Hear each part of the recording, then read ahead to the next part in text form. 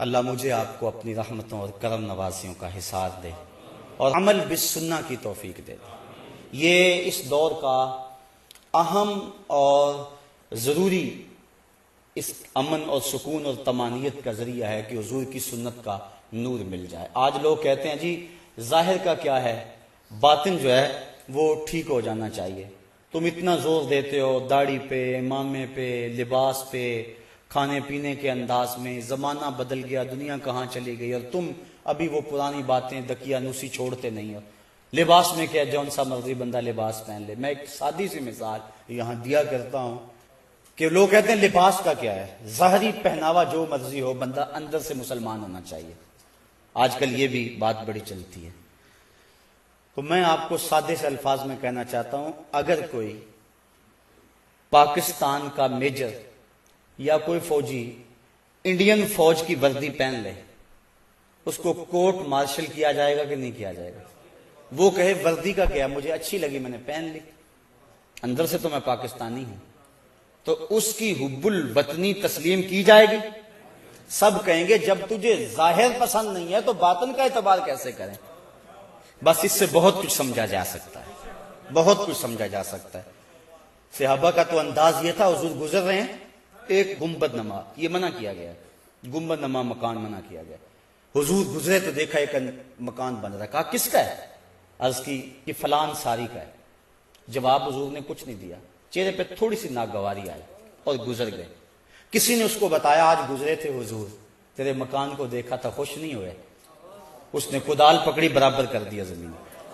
2-4 دن گزرے، حضور پھر آئے، دیکھا تو وہ مکان نہیں تھا، کہا وہ پرسوں میں گزرا تھا، یہاں مکان تھا۔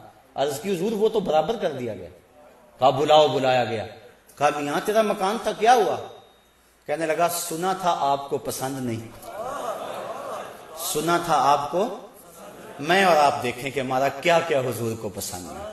صبح سے لے کر شام تک، شام سے لے کر صبح تک، عقیقے ولیمے سے لے کر اپنی زندگی کی آخری ہچکی تک، اپنے کاروبار سے لے کر اپنے گھر کے انداز تک، اپنی زندگی کے ایک ایک لمحے کو دیکھیں، ہمارا کون کون سا عمل حضور کو پسند نہیں ہے، اور پھر اس پہ بار بار سوچیں۔ یہ 2 باتیں میری آخری جو آپ کے سامنے رکھی ہیں، یہ بڑے محبتوں بڑے جذبوں کے ساتھ میں نے آپ کے سامنے رکھی ہے، اور میں نے ان باتوں کے دوران اللہ سے توفیق مانگی، اللہ کرے اتار دے آپ کے دلوں میں، اور آج کے بعد ہماری زندگی میں کوئی تبدیلی آ جائے اور ہم سوچیں۔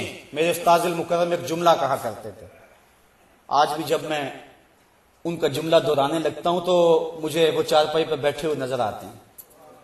اجاڑ رت کو گلابی بنائے رکھتی ہے میری آنکھ تیری دید سے وضو کر کے۔ آج پھر وہ منظر جاگ پڑتا ہے، جب وہ حدیث پڑھایا کرتے تھے آنکھوں سے آنسو ٹپکتے تھے، جب قرآن پڑھتے تھے لگتا تھا نزول قرآن کا سما بند گیا۔ تو آپ فرمایا کرتے تھے بیٹا یہ نہ ہو کہ لوگ تمہیں پوچھیں تم کون ہوتے ہو اور تمہیں بتانا پڑے ہم مسلمان ہوتے ہیں، یہ دیکھو مذہب کے خانے میں اسلام لکھا ہوا ہے۔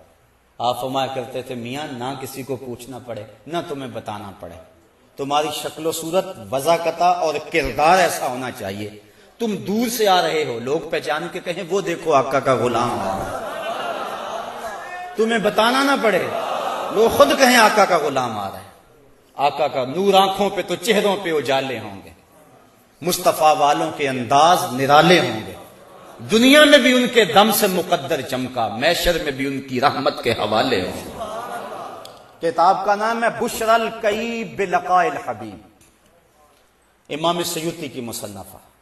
ایک شخص اپنی داڑھی کو مہندی لگاتا تھا، حضور کی مبارک داڑھی میں 18 سے لے کر 21-22 تک سفید بال تھے۔ صحابہ نے تو حضور کی داڑھی کے بال بھی گنے ہوئے ہیں، کیسی نظر رہتی تھی جمال رسول پہ، اور انہیں ناز تھا اس پہ کہ ہم نے حضور کو دیکھا۔ حضور کی داڑھی میں 22 تک سفید بال تھے، خضاب کرتے حضور اس کو سرخ مہندی کا۔ ایک نے دیکھا اور اس نے حضور کی سنت کے مطابق اپنی داڑھی کو خضاب سرخ مہندی کا کر لیا، فوت ہو گیا۔